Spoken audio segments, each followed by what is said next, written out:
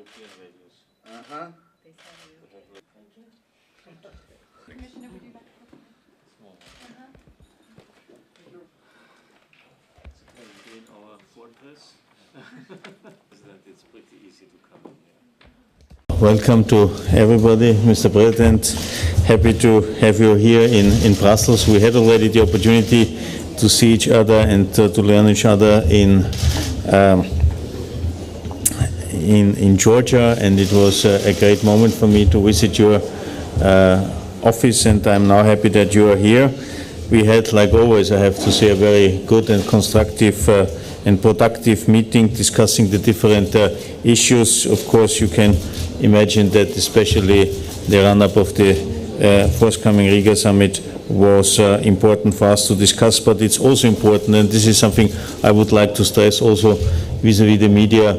It's about now the implementation of the association agreement and the DCFTA. There should be now the focus in the country itself, and of course it's also good that on the front of visa liberalization there was a very positive recent report from our sides, which indicates if some few outstanding, very precise, described and issues are resolved, I would not exclude that very soon a very positive final report could be there. But coming back to DCFTA, of course there are certain and first indications showing the impact of the DCFTA on the growth perspective and the dynamics behind that. So, for instance, there is a recent increase of Georgian exports to the Union in the period 1st September 2014 to end of January 2015, and this indicates or shows already an increase up by 18% compared to the respective period in the previous year. What is now important is that we have to prepare the country and the business community, in particular SMEs, better for all the requirements related to the DCFTA. Therefore, we will offer and provide a new DCFTA facility, which means, and I have to say it covers all the three countries having a DCFTA, but we will provide 150 million as a grant, and this should trigger a leverage of 10 for loans, so that finally 1.5 million in loans are provided for the three countries, Georgia, Moldova and Ukraine, and therefore I think we can really tackle this issue to stimulate, to support the economy in order to have exactly these results, these outcomes everybody would like to see. And we also discussed Georgia could really be the showcase about the very positive effects of the DCFTA, meaning is a success story showing that prosperity is possible without any problems with neighbors, and demonstrating also neighbors that there is space and place for everybody in the mutual interest of all the citizens living in the different countries. And this is exactly what Georgia aims to achieve, and whatever we can contribute, we will do. Mr. President, you have the floor. Thank you.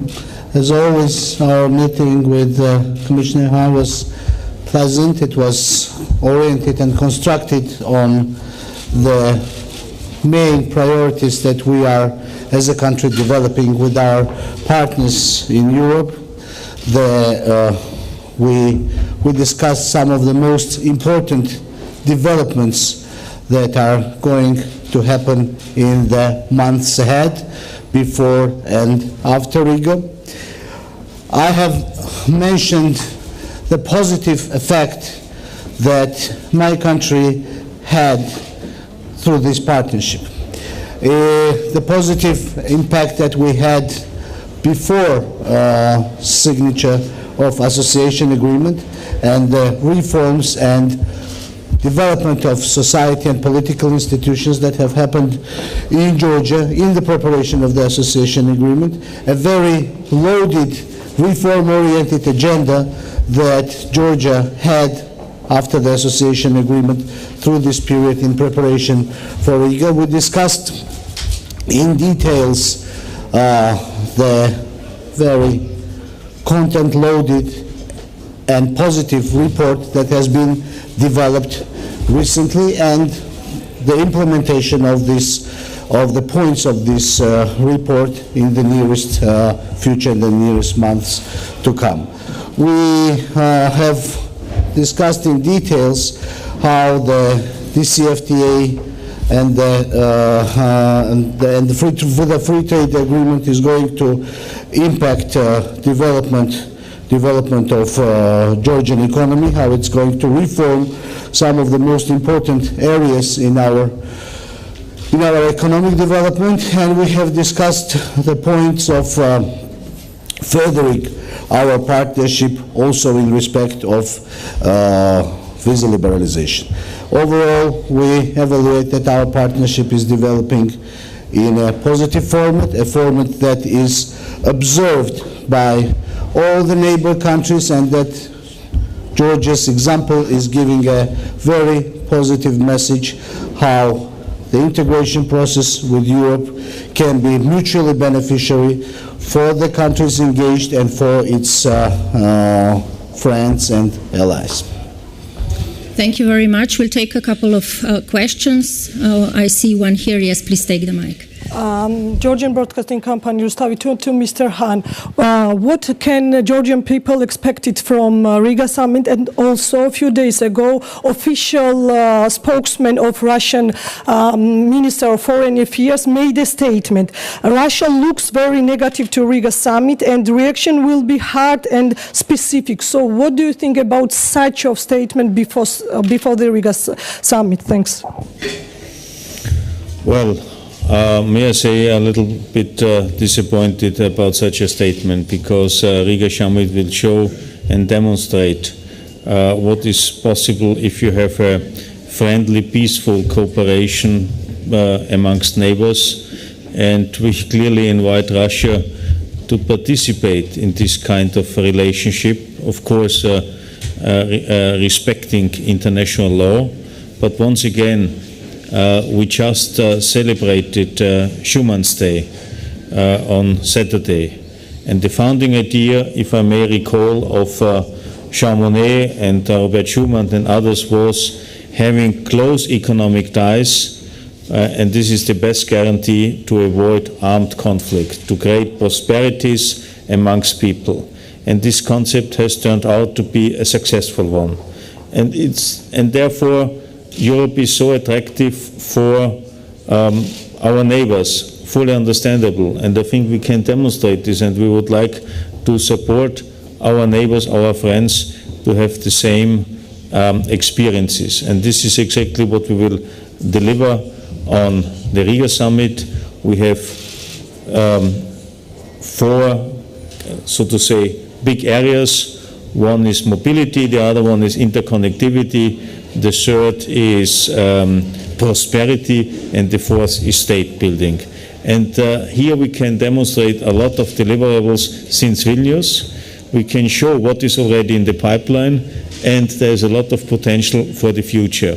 And this should be acknowledged also by Russia, not only acknowledged, but should be understood that this is also something where they, and in particular their citizens, could benefit. Richard.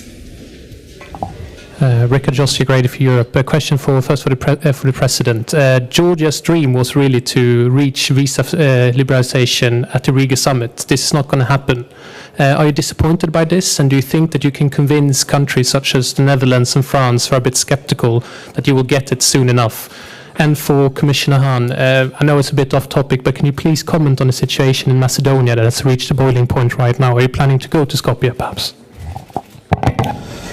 Georgia has been working on furthering our partnership in EU in many dimensions. We've been very active on DCFTA and on implementing the DCFTA and we have a very effective dialogue after the signature of association agreement, and Commissioner spoke about the details and how it is developing and furthering, and I believe this will be a very positive development for my country. As for the visa liberalization process, I believe we are very active on this agenda.